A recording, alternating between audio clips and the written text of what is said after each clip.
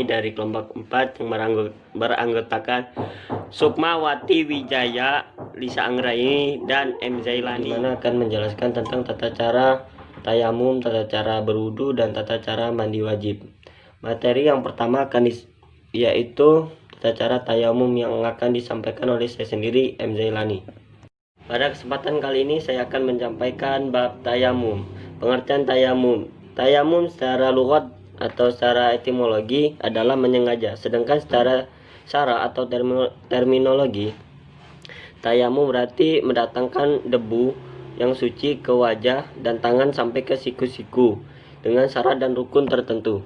Sebab-sebab diperbolehkannya tayamum, karena kan tidak adanya air, yang dimana orang tersebut sudah mencari air kemanapun dan tidak menemukannya, sedangkan waktu sholat sudah masuk. Yang kedua, adanya uzur, dimana apabila kita sakit dan menurut prediksi dokter, apabila terkena air, maka penyakit tersebut akan menjadi parah. Yang ketiga, air tinggal sedikit, tetapi untuk minum hewan yang dimuliakan oleh syara. Syarat-syarat tayamum yaitu menggunakan tanah menggunakan tanah yang suci dan berdebu. Kedua, sudah masuk waktu sholat. Ketiga, menghilangkan najis. Rukun tayamum. Yang pertama adalah niat, yaitu nawaitu tayamumi istibahati sholati fardulillahi ta'ala, yang artinya saya berniat melakukan tayamum agar dapat melaksanakan sholat fardu karena Allah Ta'ala. Yang kedua, mengusap ke seluruh bagian wajah. Yang ketiga, mengusap tangan sampai ke siku-siku. Dan keempat adalah tertib. Berikut ini adalah tata cara tayamum. Yang pertama, kita lakukan mengambil debu yang suci, lalu kita usapkan sekali saja ke seluruh bagian wajah sambil berniat nawaitu tayamumi istibahati sholati fadlillahi ta'ala. Yang kedua, kita mengambil debu yang kedua, tapi tempat yang berbeda, lalu kita benturkan, kita usap dari ujung tangan hingga siku-siku, putar balik, dan begitu sebaliknya. Sekian yang dapat saya. Selanjutnya adalah tata cara berwudu yang akan disampaikan oleh Sukmawati Wijaya.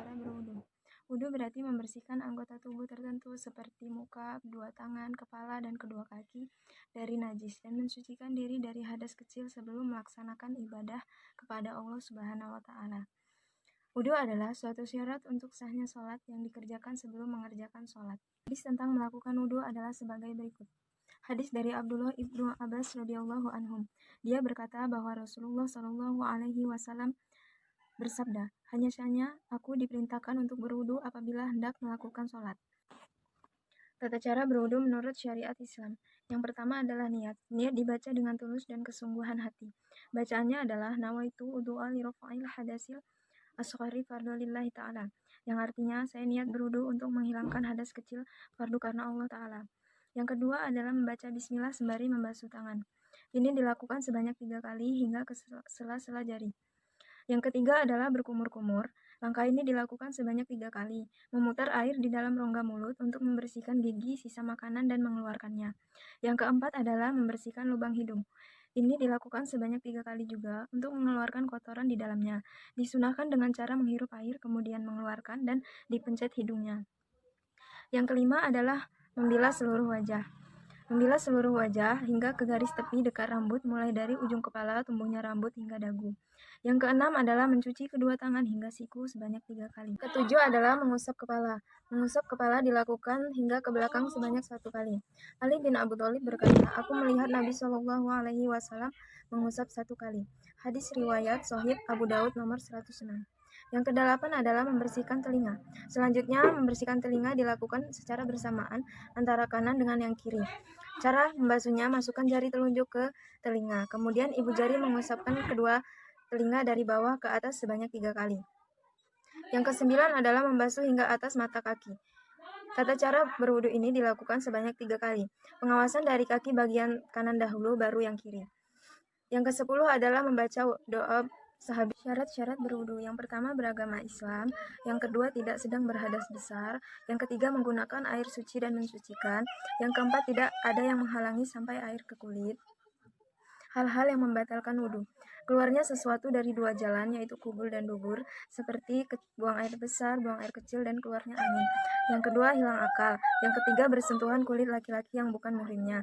Yang keempat, menyentuh kemaluan, kubur atau dubur. Yang kelima, tidur nyenyak. Selanjutnya adalah materi yang ketiga, yaitu tata cara mandi wajib, yang akan disampaikan oleh Lisa Anggraini. Mandi wajib adalah mandi yang bertujuan untuk menghilangkan hadas besar. Selain untuk menghilangkan hadas besar, membersihkan seluruh tubuh dari kotoran merupakan salah satu anjuran dari Nabi. Perkara-perkara yang mewajibkan seseorang untuk mandi wajib, yang pertama, janabah atau keluarnya air mani, yang kedua haid, yang ketiga nifas, dan yang keempat junub. Syarat-syarat mandi wajib, yang pertama Islam, yang kedua tamyiz atau berakal sehat, yang ketiga menggunakan air yang suci atau yang terhindar dari najis, yang keempat tidak ada yang menghalangi air sampai ke seluruh tubuh, yang kelima membaca niat, yang keenam mengalirnya air ke seluruh tubuh. Fardu mandi wajib ada dua. Yang pertama, niat melaksanakan mandi wajib untuk menghilangkan hadas besar dengan mengalirkan air ke seluruh tubuh. Yang kedua, meratakan air ke seluruh tubuh sampai sela-sela badan serta bagian bawah rambut yang tebal. Tata cara mandi wajib ada 9. Yang pertama, niat mandi wajib. Yang kedua, membersihkan kedua tangan sebanyak 3 kali yang diawali dengan tangan kanan. Yang ketiga, membersihkan bagian tubuh yang kotor atau kelamin.